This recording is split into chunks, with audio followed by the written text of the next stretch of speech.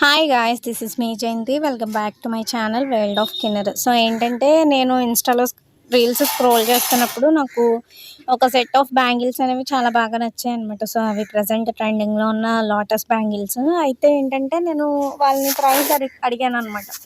Price అడిగితే వాళ్ళు ఏమన్నారంటే పర్ హ్యాండ్కి వచ్చేసి 850 రూపీస్ ప్లస్ షిప్పింగ్ ఛార్జ్ అని చెప్పి అన్నారు. అండ్ ఒకవేళ మనం రెండు చేతులకి గాజులు కొనుక్కోవాలి అంటే దగ్గర దగ్గర 1800 ఎఫర్ట్ చేయాలి.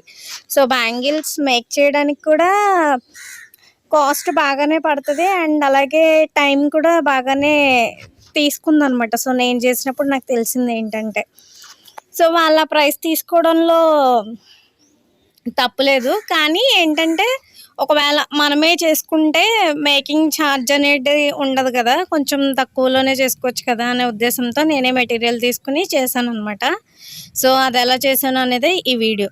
సో డీటెయిల్డ్గా మీరు అబ్జర్వ్ చేస్తే మీకు కూడా చాలా ఈజీగా చేసేసుకోవచ్చు మీరు కూడా ఇంటి దగ్గరే. ఇకపోతే కుందన్స్ అవన్నీ కూడా నేను ఇన్స్టాగ్రామ్ స్టోర్లోనే తీసుకున్నాను. మీకు నేను ఆ పేజ్ లింక్ అనేది కింద డిస్క్రిప్షన్లో ప్రొవైడ్ చేస్తాను. సో ఇంట్రెస్ట్ ఉంటే కనుక చూడండి.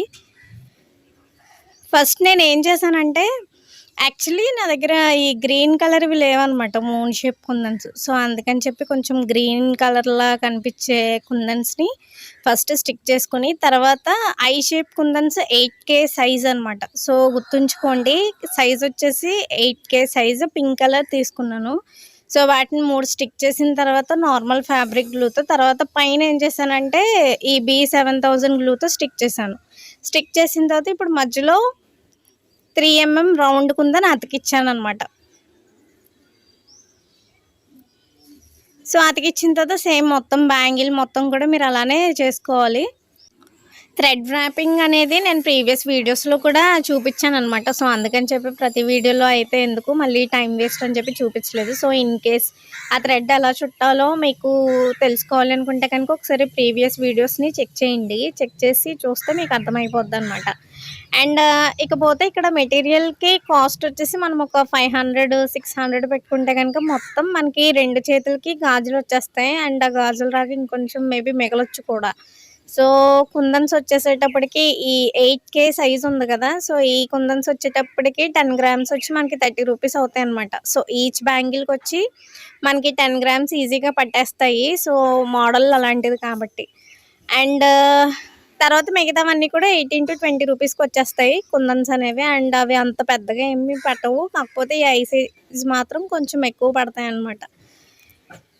పట్టిన తర్వాత అండ్ మామూలుగా ఎఫర్ట్ చేసే వాళ్ళు ఎంతన్నా ఎఫర్ట్ చేసేస్తారు, కానీ 1800 అనేది చాలా ఎక్కువ కదా. అండ్ అని చెప్పి నేనేంటంటే కానీ నాకేమో ఈ బ్యాంగిల్స్ కావాలి, సో ఎలాగైనా సరే తయారు చేసేయాలని చెప్పి తయారు చేస్తాను అనమాట.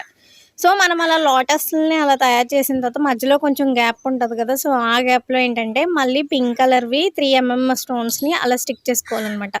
స్టిక్ చేసుకున్న తర్వాత దాన్ని ఒక పక్కకి చక్కగా తీసేసి కదలకుండా ఉంచాలి, లేదంటే ఇప్పుడే కదా అంటించి మొత్తం ఊడిపోతాయి. ఇది వచ్చేసి ఆరిపోయిన గాజు అనమాట. సో ఫైనల్గా అయితే గాజు అనేది ఇలా ఉంటుంది.